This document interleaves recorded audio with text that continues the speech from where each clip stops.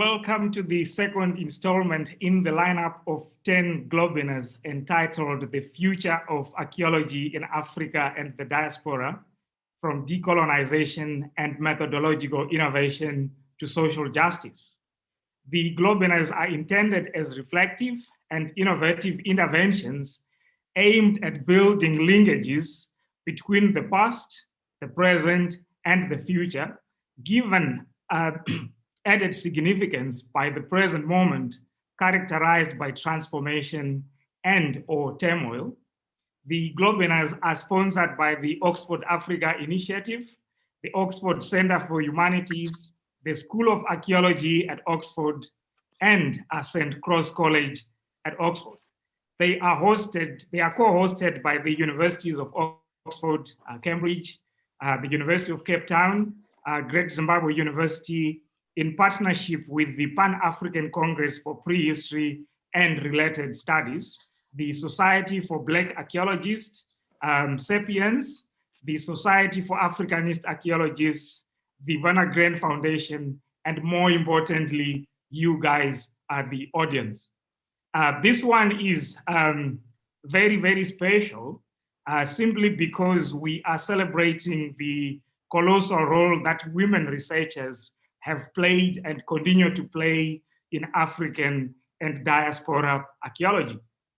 During the first globinar, the panelists identified a number of challenges with African and diaspora archaeology: the persistence of coloniality, a lack of engagement with communities, the relevance of archaeology, and so on. A logical question then becomes, what do we do about those challenges? We have identified them, so what? So the globinar today and the others that are coming after this one is aimed at answering some of these questions. Specifically, we are focusing on the topic, African archaeology at home and in the diaspora, funding, the role of professional associations, etc., etc. What is the role of professional associations in decolonizing archaeology and paleoanthropology? Is funding important? Who gets funded? By who? And why? Joining me in conversation is a panel of distinguished scholars working in different parts of the world, but united by their passion for a transformed archaeology and anthropology. Ayana Fluellen is a professor in the Department of Anthropology at the University of California, Riverside.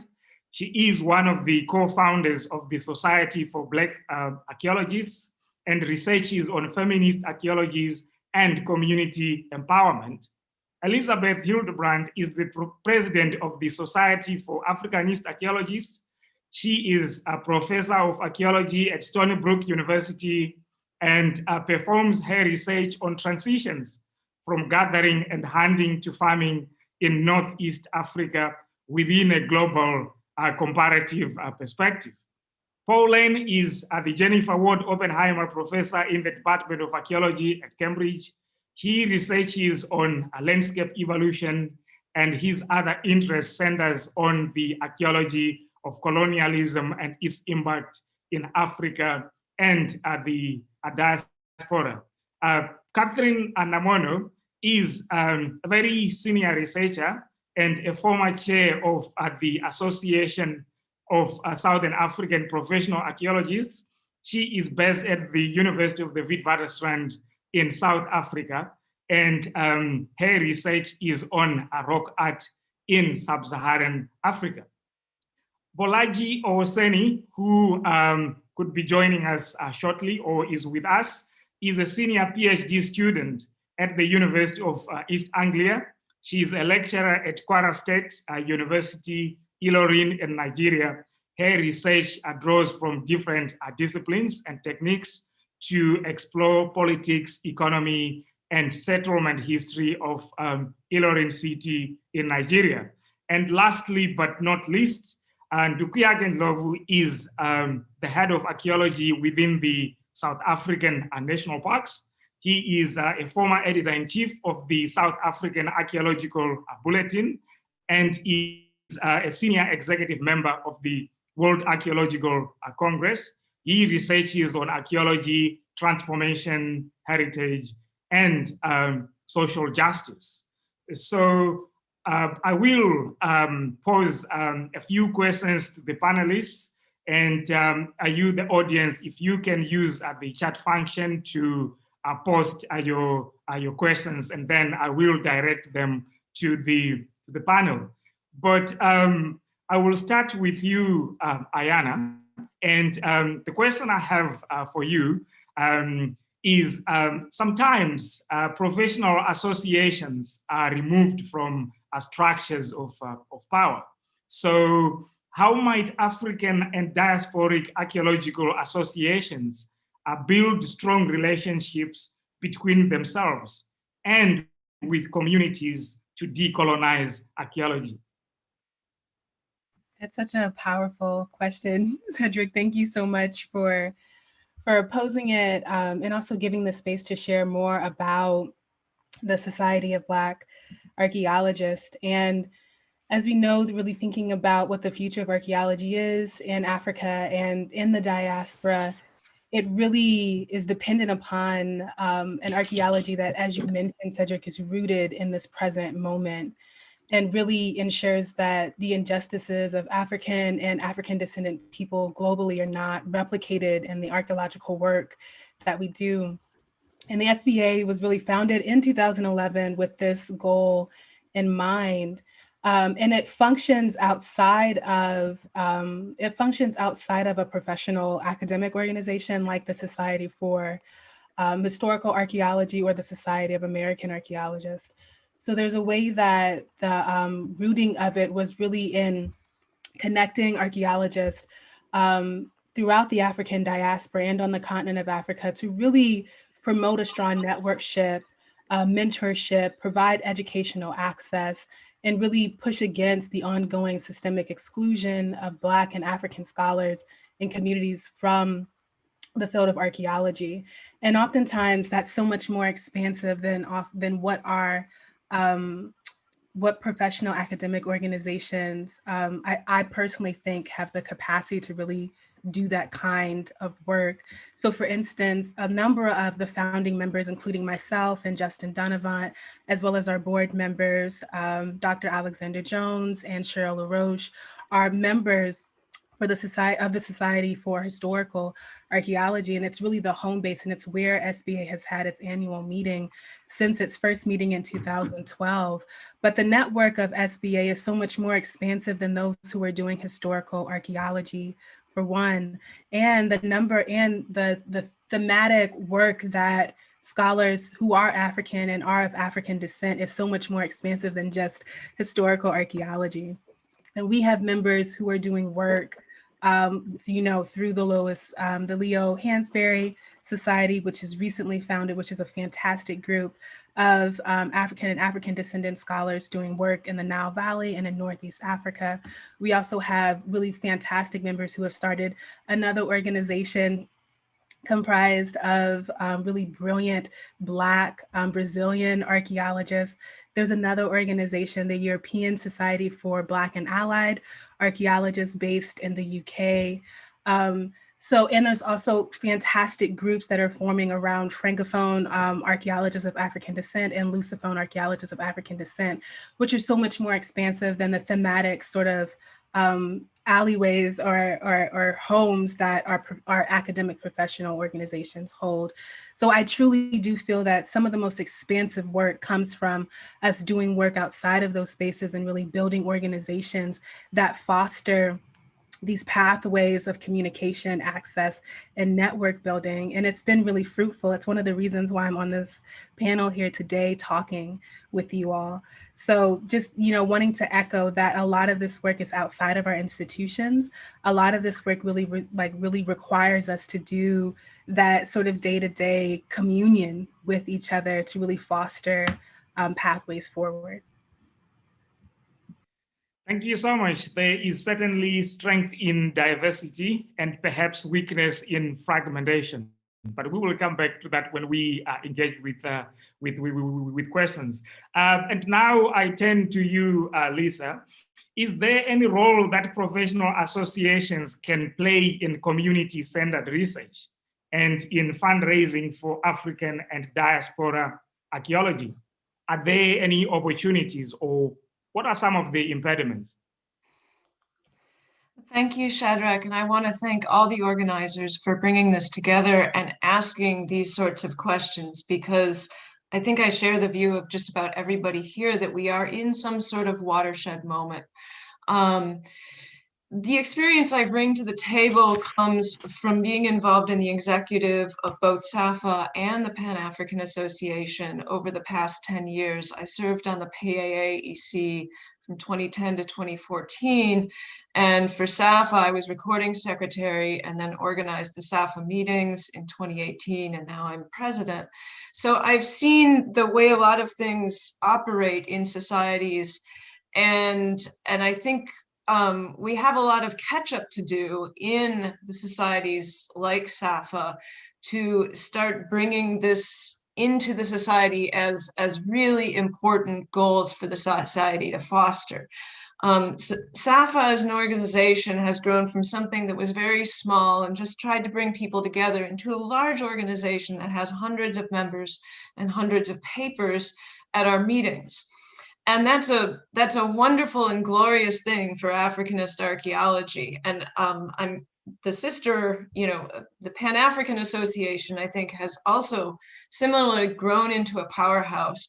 And I think our main challenges now are to realize how big we are and to leverage what we have cultivated into something that really makes these sorts of contributions possible. Sometimes growth comes with a cost, and I have observed even at the meetings that I myself organized how sort of straight academic archaeology has come to dominate in some of these meeting spaces, perhaps more so at SAFA and less so at the Pan-African Association. But it really forces me to ask ourselves, what are our next frontiers and what can we do? And so I would divide it into 4 realms. One is changing the incentives. Number 2 is propagating ideas about community archaeology and cultivating the sense that this is really essential. Number 3 is student training at the meetings. And then number 4, which is a little trickier, is funding. And so I just want to spend a moment on each of these. The incentives issue is huge. George Abungu noted this in the volume on community archaeology and heritage in Africa. He said the entire structure, and I think he's right, the entire structure of the international academic system is set up in such a way that there's very little incentive for researchers, especially those based in the global north, to undertake community archaeology, because what you're going for to get a job, you have to demonstrate publications and grants, and community archaeology initiatives has been regarded as service, and that's nice, but hiring committees and tenure committees view that as frosting on the cake.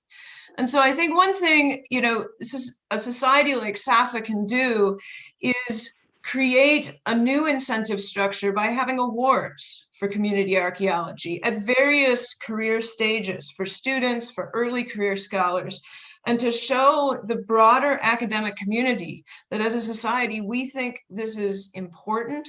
It's not something extra, it's something essential, and really call attention to the people who are good at it at various levels. So that's the first thing. The second thing is propagation. I noted that at the enlarging SAFA meetings, sometimes it seems like the academic research agenda is front and center. And I would say that many of the conference organizers have tried to put things like community archaeology on the agenda more. And I think we need to continue that effort and even kind of not rely on our members to propose these symposia, but make sure that they are front and center from day one of the planning process, and consider formats that help people share knowledge in different ways than just your standard 15-minute slide presentation. The third thing I think we can do is training. The most important goal of any professional society should be to install good values in its membership, and that starts with our student members. So SAFA has a student day where students come together and they learn grant writing skills and writing skills and that sort of thing. And I think we should start having a time segment in student day that's about community archaeology and how to jumpstart a community archaeology project, whatever their field area is, whatever their topic area is, and bring some mentors to student day to help the students get on board with this. The last thing I would say, which is the trickiest, is funding, because SAFA is not a rich organization. We have not been a grant-giving organization, and we want to keep our membership fees accessible so that SAFA remains accessible to everybody. But I think we need to explore finding ways to give financial support to this endeavor, maybe by creating a voluntary contributions fund that could give small grants or something like that to community archaeology components of bigger projects. And that's something that would really have to be undertaken in discussion across the membership. It's not something, you know, that as a president I can say that we must do, but I think it's something we need to start exploring, because we're no longer a small society.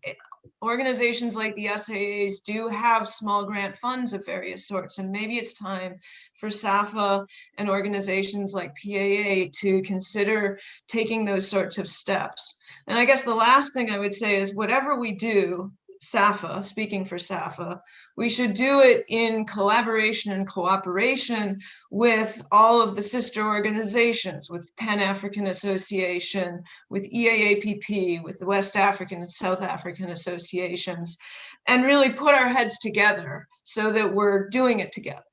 Thank you. Thanks so much, Lisa. And I like the idea that the time for business as usual is over, but we'll come back to that when we get to questions. And I want to move to Paul Lane, and this could be fascinating given that you have spent a lot of time on the African continent, and also you have spent a lot of time on an island called Britain. So my question for you is African archaeology in Africa facing existential crisis because of a lack of local funding? And how might African archaeologists, especially those on the continent, engage with private funders or maybe African governments to grow an archaeology that is locally responsive but globally competitive? What are some of the challenges and possible solutions? I realize that this is maybe trying to make you answer a question that would require a century to address, but this is Paul we are talking about. Over to you, Paul. Thank you very much, Shadrach, and hello to everybody who's here. I'm not entirely sure that I am, the right person to be sort of answering the first part of the question, either telling African governments how they should be spending their public funds, or commenting on the state of archaeology across the entire continent. From my experience, the health, if you like, of archaeology is very variable, and I'm sure everybody who's here would agree. You can see some countries where I think even despite limited public funds, archaeology is quite vibrant. And in other countries, even that may neighbor them, and perhaps even with a deeper historical tradition of the practice of archaeology, there is a very severe danger to the profession. And I think that danger often lies actually in the public universities, where teaching regimes are such that they emphasize very much the lecturing side and do not allow professional staff the opportunity to undertake research, and they're heavily burdened by administration. So if you're thinking about ways forward, one of those might be looking at trying to create more opportunities for research-driven universities.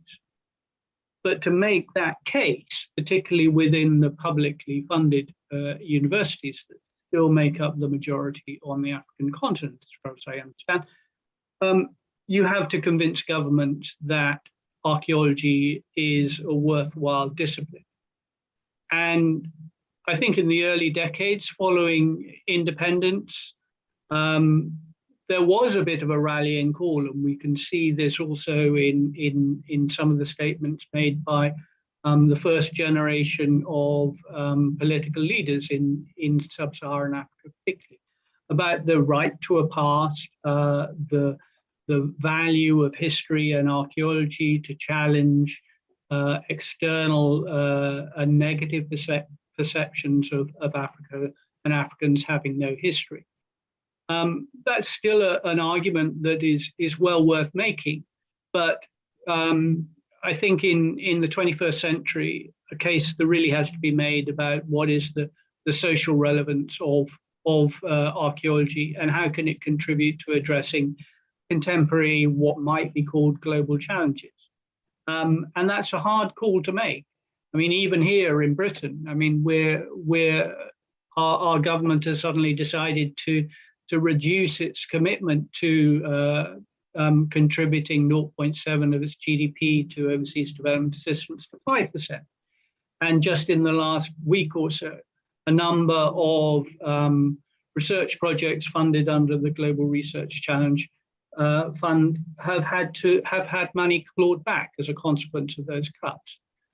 Yet these projects are really designed to embed that knowledge of the deep history of whether it's Africa or other parts of the world into planning for more sustainable futures. So there's a lot of dialogue, I think, that has to be had there. I would encourage colleagues who are based in universities on the continent, if they're not already doing that, to start these kinds of conversations with their colleagues in other fields, the fields that are more obviously oriented and to which governments perhaps see there is a role for addressing sort of the plans for the future, if you like.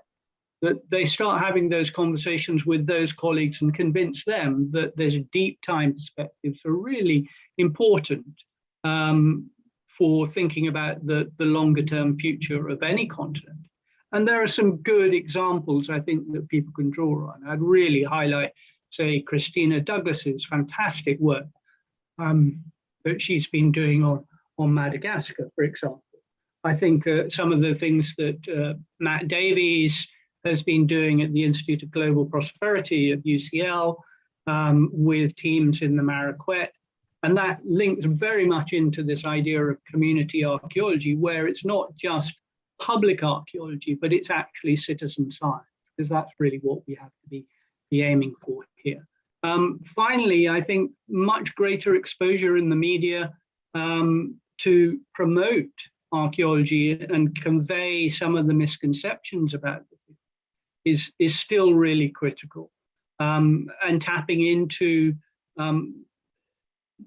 wealthy Africans, of which there are many, to encourage a habit of sort of trying to support programs and research as well. Thank you. And the most interesting thing is that some of the wealthy Africans, they are much more comfortable with sponsoring the already very rich universities and not those on the African continent.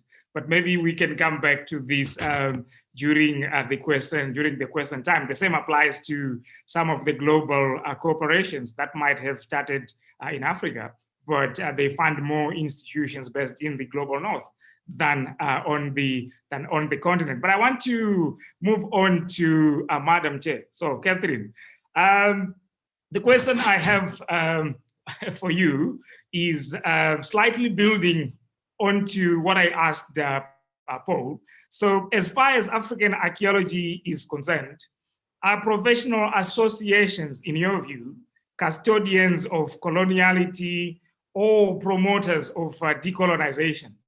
What could be done to ensure that professional associations respond to the need for transformation and positive change in Africa and diaspora archaeology?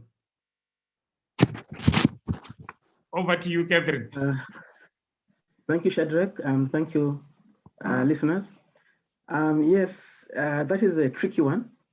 As you know, professional associations really emerge from or within structures of colonialism that were created when archaeology was being put in place in Africa.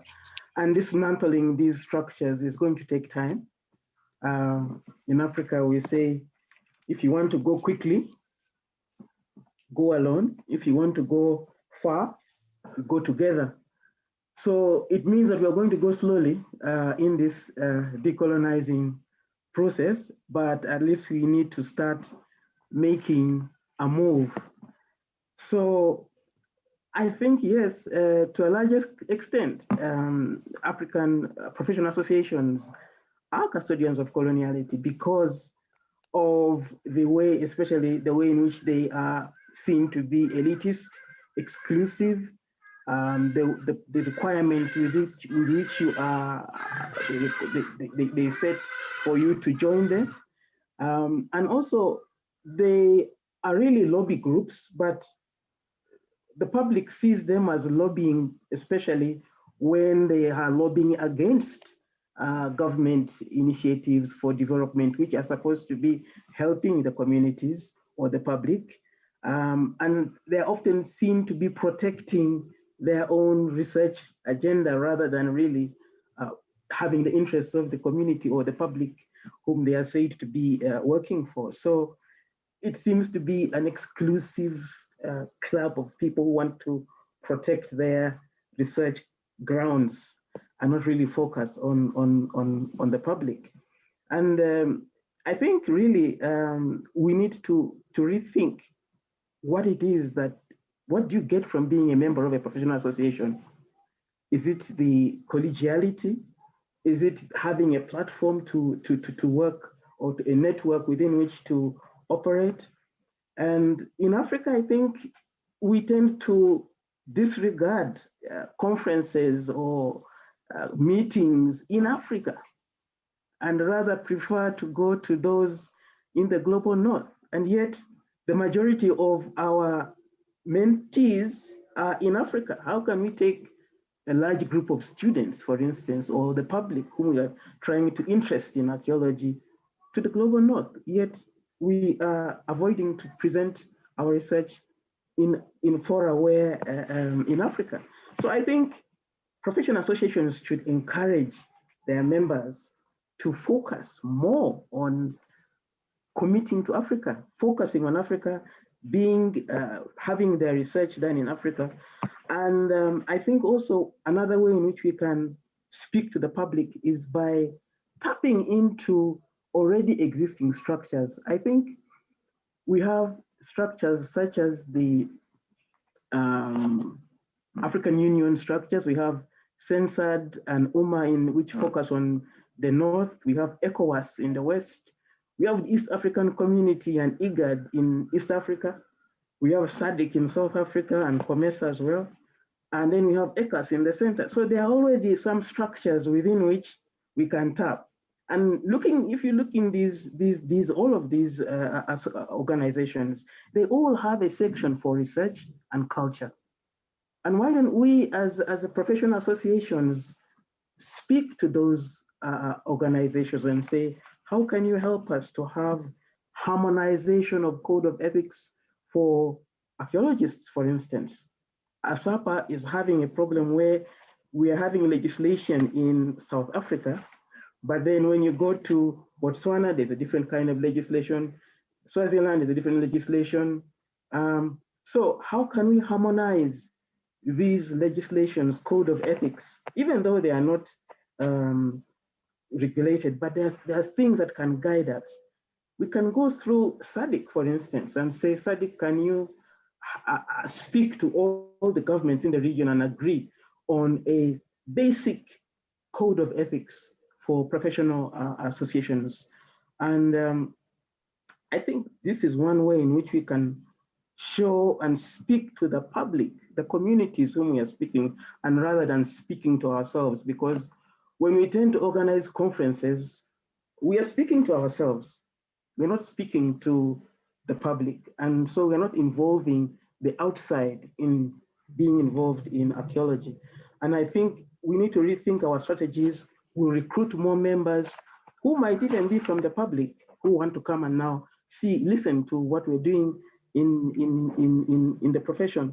And I think that is one way in which we can begin to break this colonial exclusivity around becoming a member of the professional association or these associations. And I think that is one way in which we can begin to speak transformation.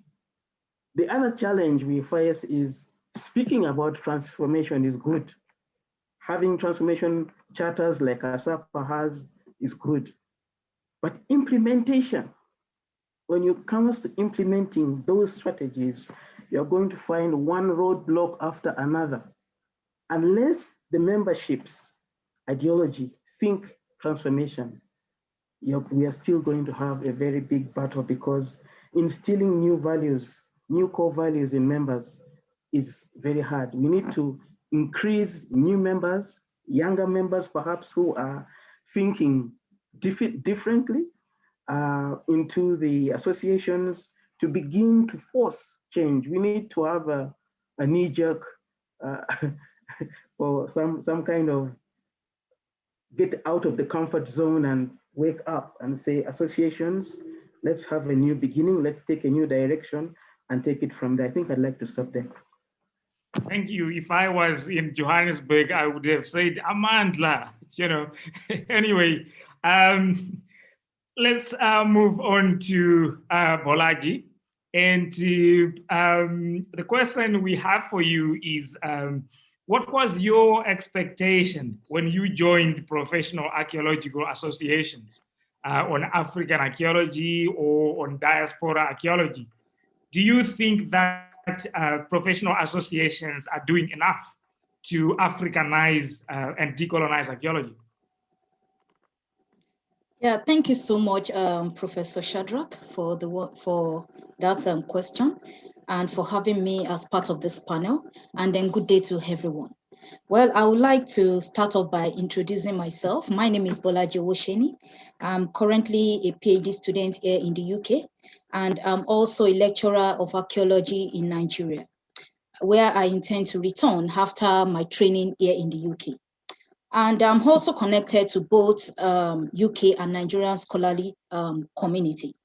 So as an early career researcher, my experience with professional archaeological association was with associations such as Archaeological Association of Nigeria, that's AAN, West African Archaeology Association, World Archaeology Congress, and Society of Africanist Archaeology, and the Pan-African Archaeological Associations.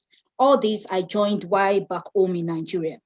And I've been opportunity to participate in some of their conferences since 2013. So my intention of joining this association was basically to experience archaeology as an African within a global context through conference participation and other associated activities. More importantly, these conferences were either partly funded or fully funded conferences.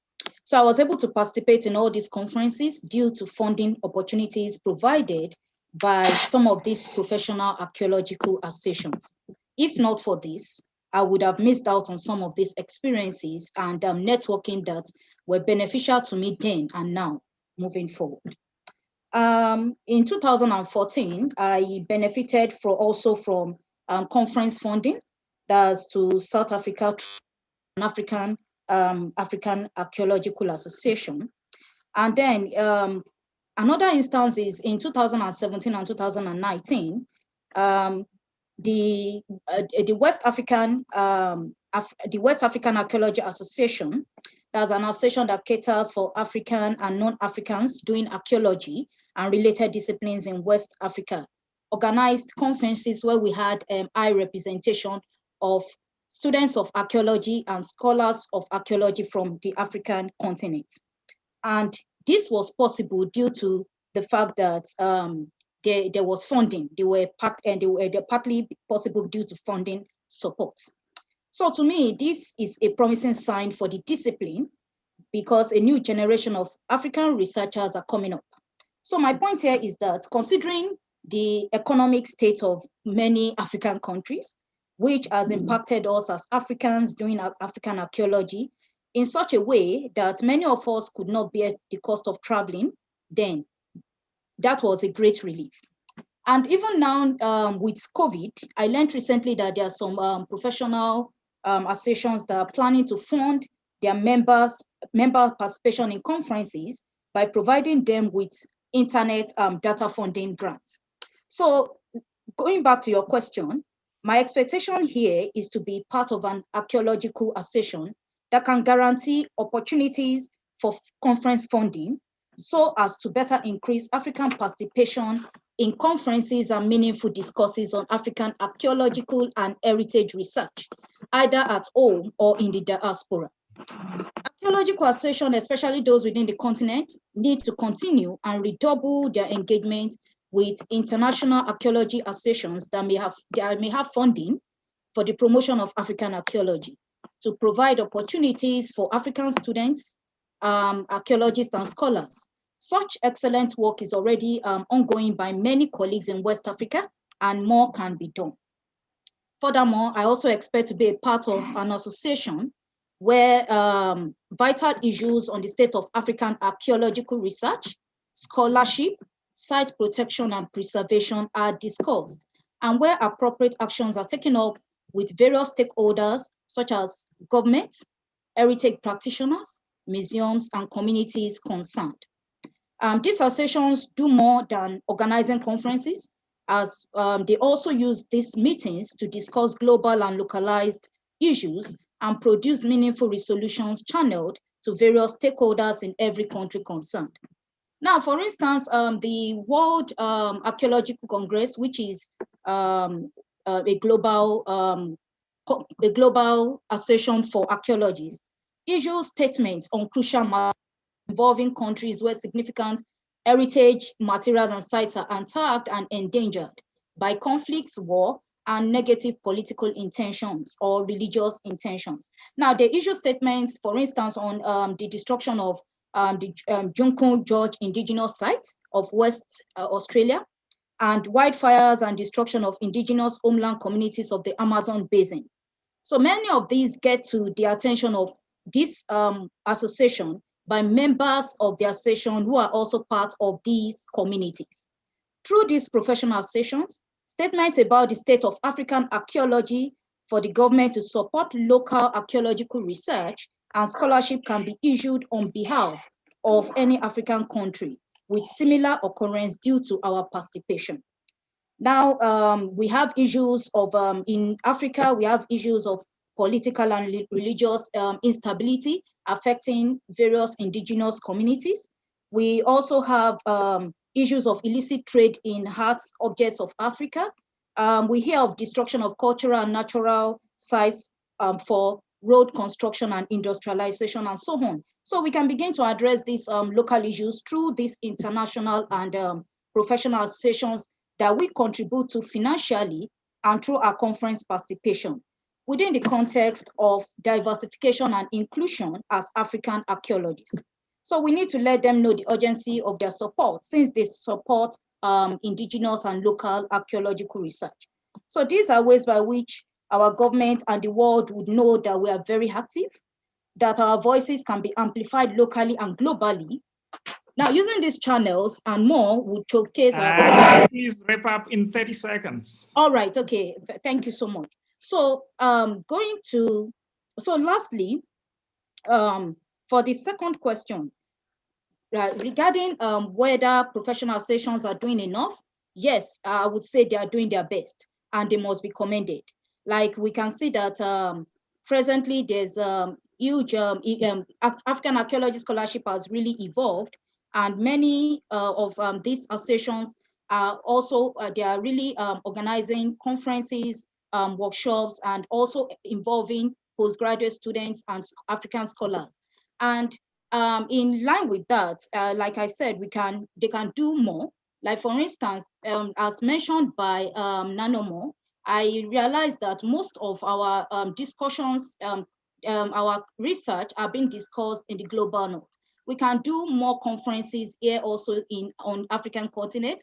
Like for instance, we have African Archaeological Day in UK. We can also have that also in Africa, on African continent, where we can just choose maybe a day or two so as to engage and engage ourselves on African issues or African archaeology. Thank you. Thanks so much. And yeah, you touched on a wide range of issues, and more importantly, that was a very, very positive story. So yay. Last but not least, Dukuyag and Lovu, would you agree that how professional associations are constituted follows the flow of funding, which is neo-colonial in character? What can professional associations do to ensure that archaeologists in Africa work together? Because Nigerians don't work with South Africans, South Africans don't work with Egyptians, and so on. So what can be done about that? And how about those who are in the diaspora? If I want to work with Ayana or Justin Dunn, and I'm based in the Democratic Republic of Congo, what should I do?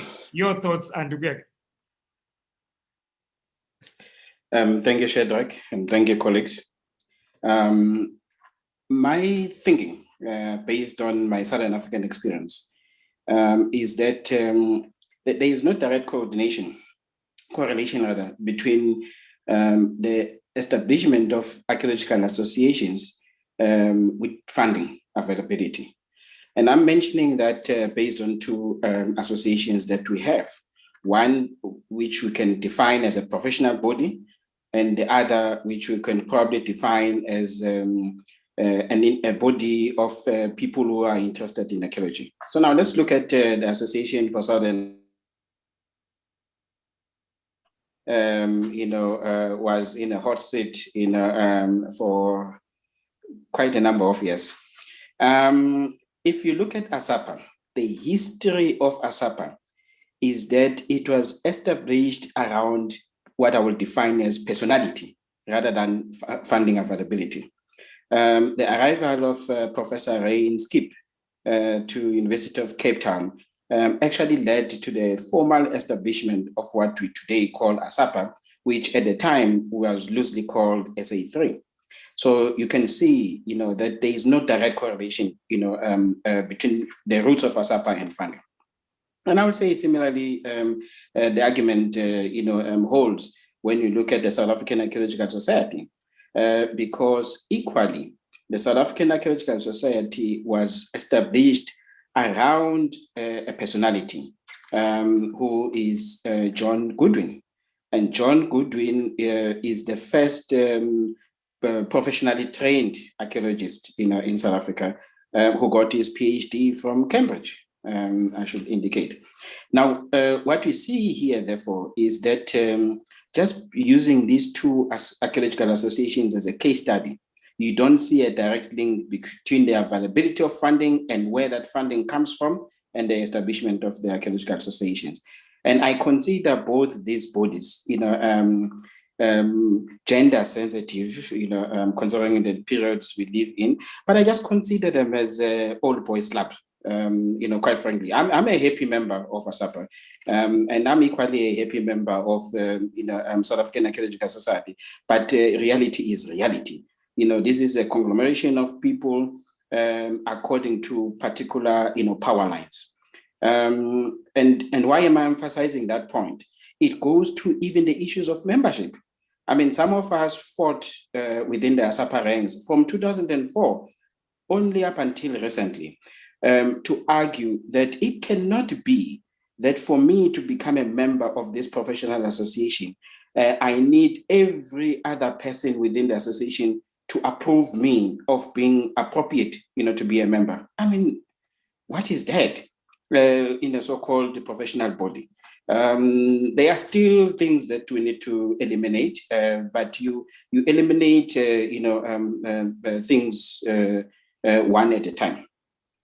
Now, coming back to the issue of collaborations, in my experience, there is a reality here that the availability of funding is a critical matter.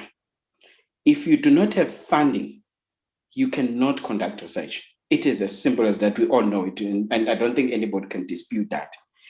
Now, who holds the purse? It's important. As an African scholar, I may have the ability of being exposed to money, but if I am not the one holding the purse, my voice is secondary to the one who is driving the purse. And the ideological thinking that will inform any particular study I'm part of will be dictated by who is the principal leader and how much money they are bringing to the project. Even if for politically correct statements, I may be included as a principal investigator as well. But let's face the reality. The reality is I will be having a secondary voice to that particular partnership. And what we therefore see is that the production of knowledge within Southern Africa is still very much determined, not by whether you are a member of ASAPA or what or not, but it's very much determined by who has the money and where do they come from. And in our experience, those with money, I would divide them into two categories. In the first category, you've got those whom I will say they are from the West, who are increasing in terms of their presence, especially within South Africa. In the second category, I would say you have got those who are South Africans by passport, and they are well established within the discipline, and with their well-established base, they are able to attract significant funding. Now, you tell me, how many amongst the second group are Africans compared to the rest? And that leads me to my last point here. And that is the point of saying, these professional associations, in my view, and in my strong view, I should add, and based on almost 20 years experience, I'm not convinced they are determined for any meaningful change to take place. And I'll give you an example of why I'm arguing that. I am a so-called former member of the Gang of Three. Now, as a Gang of Three, in 2007, we challenged our professional association, which is ASAPA, to institute transformation measures. Now, I don't want to get to the details, to the thorough details due to time constraints, as to how we were so vehemently opposed. And I'm talking from personal experience here. I'm not saying about something that I've read somewhere. And that told me that we still have a long way to go. Okay, you fast forward to a year later, 2008, at UCT. UCT is a center of power, somehow, Shadrach, because Ray Inskip was there, John Goodwin was there, and the Transformation Charter for Southern African archaeology. To wrap up in 30 seconds so that we can take questions from the audience. We have quite a lot of questions, and it would be unfair on them if they don't get a chance to talk to you guys. Yes, sir. Yes, sir, I will. The point that I was making is we have that agreement formalized within ASAPA to transform archaeology. But there has never even been a single effort by the professional association to ensure that such an agreement is implemented. Why is that the case? It's because people find it difficult to stand up in open audiences and challenge that which is seen to be politically correct, but they will frustrate the process by not being part of it to ensure that it is successfully implemented. Thank you. Thank you for these very lively discussions and experiences. We have quite a lot of questions, but what I've tried to do is to bundle them together. And given that we are left with just over 10 minutes, or just under 9 minutes of questions, if we can be very brief in terms of how we respond.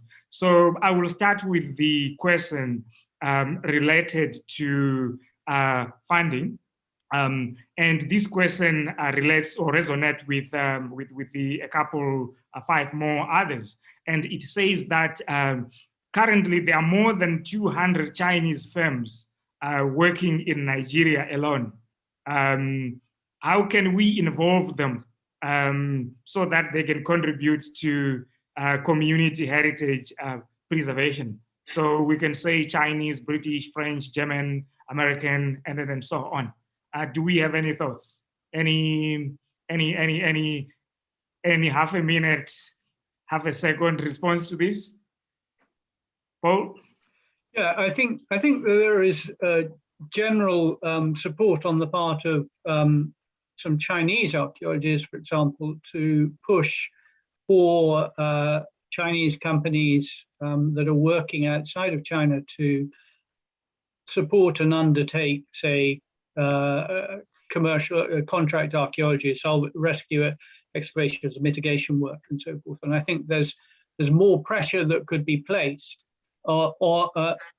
by African government on the Chinese government to ensure that they follow the legislation that would govern a Chinese company if it was doing the same work in China. Whereas many of you know, they have an excellent sort of reputation of doing very good salvage work. And I think that has been something I know that Pierre de Marais worked very hard for in Europe, to encourage any project that was receiving EU funding, for example, had to undertake and fund rescue work in advance of any major construction work. And I think if Ibrahima was here, he would probably be able to talk more effectively about that. The idea of a whiskey on a Friday, wow, not a bad idea. But how can professional associations assist those based in Africa with respect to publications, peer reviews, and writing grant proposals? Lisa? Well, I think one thing that that's been a part of Student Day at SAFA meetings. And I also think that the non-peer-reviewed Nyame Akuma Bulletin is something that we're really working on in SAFA to try to develop as a stepping stone, as a very first destination towards publication, towards student authors in Africa when they've just finished their field work and maybe they're not ready yet to shoot for one of the, really advanced journals, but to get some feedback and some mentoring on their results first thing. And that will be a stepping stone through which they can then move on to journals like Azania and Journal of African Archaeology and that sort of thing. So we're very interested in cultivating that. Some of the Nyame Akuma editors and other members of the SAFA executive, there have been a lot of discussions lately about how we can strengthen that as a stepping stone for our younger members who want to develop their publication careers. Can you take this question that I'm going to ask Catherine? I know I'm being unfair, but I'm just trying to balance questions and time. And the question says that most of you, the panelists, noted that the first generation of African leaders pinned their hope on archaeologists to rewrite the African past. And I think Paul also emphasized that point. Where did we get it wrong? How did we lose African leaders? Catherine, you spoke about the African Union Agenda 2063, the Africa we want. What are your thoughts? My thoughts are I think you can see the kind of, it's around the leadership that we have in Africa. And I think the voices of archaeologists have not been quite forceful in pushing the agenda for change. And I think this is where I say we need to lobby through the African Union, through those organizations, create a presence and become a bit more forceful in these forums where we are likely to have a more direct, meaningful contribution, which is going to be in a broader, within a broader framework. For instance, when you speak to the East African community, you're speaking to 5 countries. When you speak to SADC, you're speaking to around 7 or 8 countries. So you're speaking to a much broader group of people with a singular agenda. So I think we need to stop talking to individual pockets of countries, South Africa, Namibia, but more look at ourselves more as regional blocks, and then that feed into the Pan-African Association. I think that's how we would be more forceful and be more constructive, if I can say that. Thank you. And then how do we deal with the snobbery that we find in archaeology, whereby if you do community work, you are, dismissed. You are not as cool as the more sciencey, colleagues and so on. So is there any role for professional associations there to convince perhaps amongst us, we are the research community, to say if you are doing community work is just as important as if you are dealing with stable isotopes, or if you are dealing with proteomics, or DNA and so on, which tends to be iffy, probably, maybe, and so on, but gets all the glamour. Ayana, do you have any thoughts? Yeah, I actually just want to circle back to the comments that Lisa brought up earlier in regards to professional organizations really pushing for the upliftment and recognition within our home institutions that this work is valid. I think I've been really fortunate in my own academic institution where the majority of the archaeologists in my department do community engaged research. And it actually isn't up for debate whether or not it's something that is going to contribute to my tenure package. But I think that in large part came because there was a department chair who really grounded down in community engaged research and did the sort of work on how to articulate that to our, at every level of our sort of academic engagement. And I feel like that's the space where professional organizations can come in and really provide the language for archaeologists to be in conversation with their institutions about how this work is valid for our job security, but also is the foundation of how we need to do this research moving forward anyways. So I think that that's one of the ways in which professional organizations can do that work. I also think that professional organizations and the publications attached to those organizations could set aside specific amounts or specific areas in their publications for community engaged research that actually talk about the practice and method of doing community engaged work that's not really focused on. It's almost as if, people have just stumbled into community engaged archaeology, and there's a process, there's a method to doing this. And it should be recognized as such the same way that we do for other archaeological methodologies that we engage in.